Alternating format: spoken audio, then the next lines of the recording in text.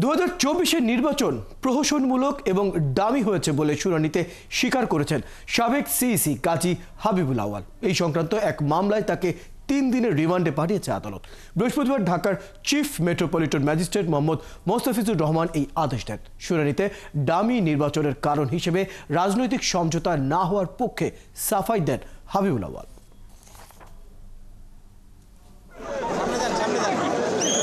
কড়া নিরাপত্তায় দুপুর 1:30টার দিকে ঢাকার নিম্ন আদালতে আনা হয় সাবেক সিইসি কাজী হাবিবুল আওয়ালকে। বুধবার গ্রেপ্তারের সময় সাদা শার্ট পরিহিত হাবিবুল আওয়ালকে একই পোশাকে আদালতে হাজির করা হয় কোর্ট চত্বরে।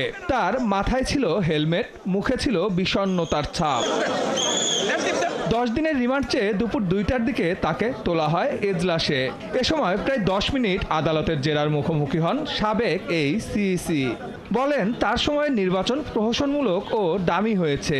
তিনি মনে করেন কমিশনের মৌলিক সংস্কার ছাড়া হাজার বছরে সুষ্ঠু নির্বাচন করা সম্ভব নয়। পরে এ নিয়ে বিস্তারিত জানান আইনজীবী।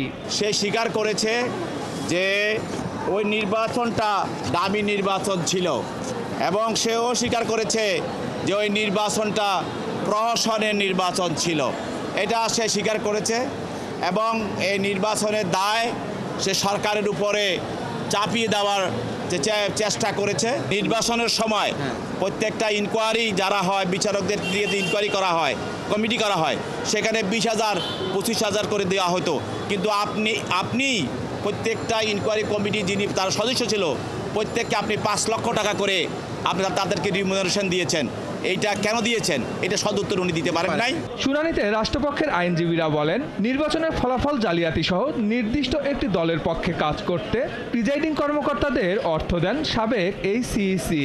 আসামি পক্ষের আইনজীবী হাবিবুল আওয়ালকে অসুস্থ ও নির্দোষ দাবি করে তার জামিন আবেদন করেন।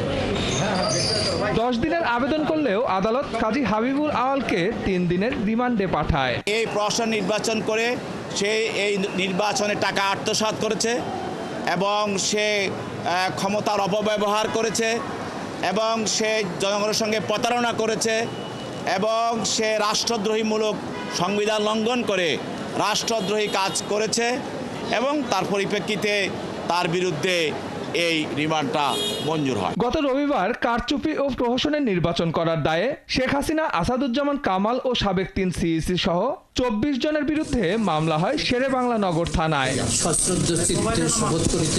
সুমন তানভীর, 71, ঢাকা।